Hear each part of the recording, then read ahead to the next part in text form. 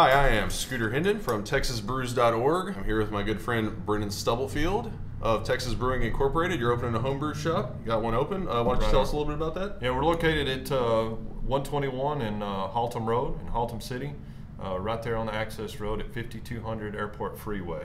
Yep, right outside, right down the road here from downtown Fort Worth. Very accessible. It's going to be a cool setup you got going there. So, right on. Yeah, awesome. Cool. Well, we're here to talk about specialty malts. In a previous episode, we talked about base malts.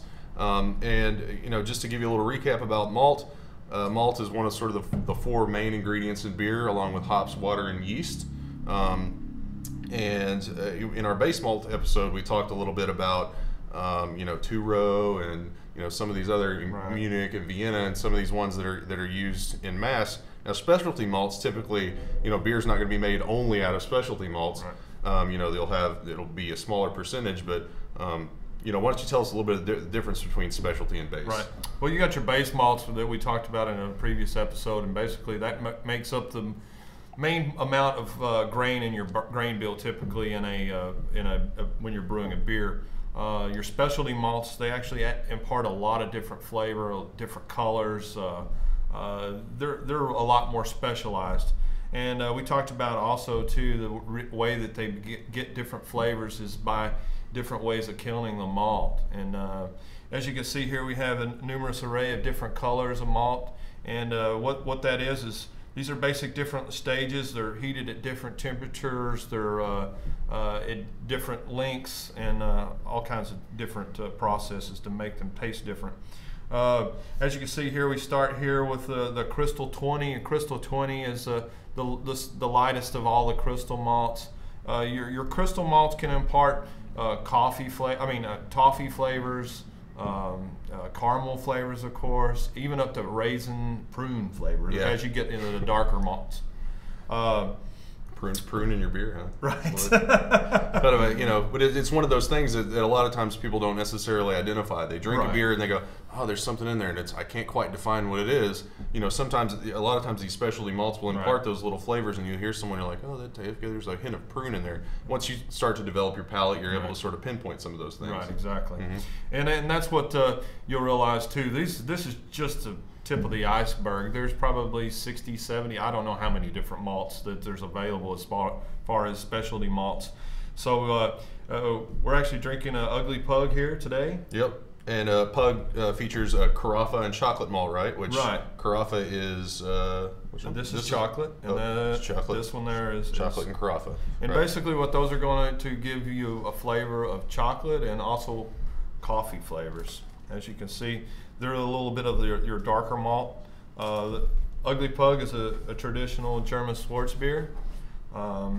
It's supposed to be more on the less roasty side than what you would say a stout or a porter would be. So it's also not quite as thick. It's not. It's a little bit more drinkable, a little bit more sort of suited for Texas than you know. Or you could say it's not necessarily suited for Texas, but then the other beer that we've got here being Jester King's Black Metal, which is obviously about as dark. Well, it's quite amazing. This particular beer, although it is dark, it really doesn't impart that big, heavy people associate with a stout necessarily. So it's a very easy drinking beer, but it also does have some of the different flavors available in it. Sure. So, yep.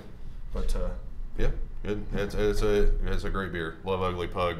Always a big fan of that. And raw here that we shoot here in Fort Worth. It's where Brenden and I live, and always like to go visit the RAR guys. So, moving along to Jester King's Black Metal, obviously uses black malt, which we've got here, but also uses, well, it actually uses quite a few different malts. It uses the black malt and also uses brown malt, which, brown? Yes, that's brown, and that's black. Okay, cool. We'll crack this thing open. Why don't you just talk a little bit about some of the darker malts and you know, what they'll do to the beer. Your darker malts are usually used very sparingly. A little bit of it goes a long way, just for the pure fact that it has a really intense roast flavor. It also too can have quite a bit of a bitter, acrid taste as well if you use too much of it. So it's mainly to give it the intense roast flavor, intense coffee flavor, and it also, like I said, it makes it sort of bitter. Sure. And you know, a lot of people associate bitterness only with hops, which isn't necessarily the case. It's a different kind of bitterness.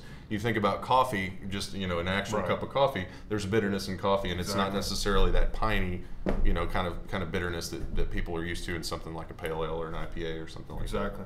Also, one of the things that we didn't talk about either was roasted barley, which is also a big component in porters and stouts as that. And well. is featured in And the black featured metal as in well. that. That is actually an unmalted barley, but it doesn't imparts a really roasty, intensive flavor. Right, but doesn't necessarily give any sugars for the yeast to eat, so that it's Correct. basically just more of a flavor and aroma Correct. type thing. Well, cool. Well, that is the tip of the iceberg of specialty malts. Now we've got 6 here, and as he referenced before, I mean, there are countless amounts. So. These here, this is a pretty good little rundown of what you're going to see, but I mean, really, this kind of illustrates dark to light. It kind of runs the gamut, but really, these are going to be the ones that are really going to provide the punch and a lot more flavor, especially in some of your bigger beers. Right. So, well, future episode, next episode, we'll talk about hops and what they do to beer. We'll be moving on from malt, sadly, but that's okay. Hops are very interesting as well. So. We'll be back with another episode, and cheers to you, Scooter Hendon at TexasBrews.org. I'm Brenden Stubblefield with Texas Brewing Incorporated. Cheers.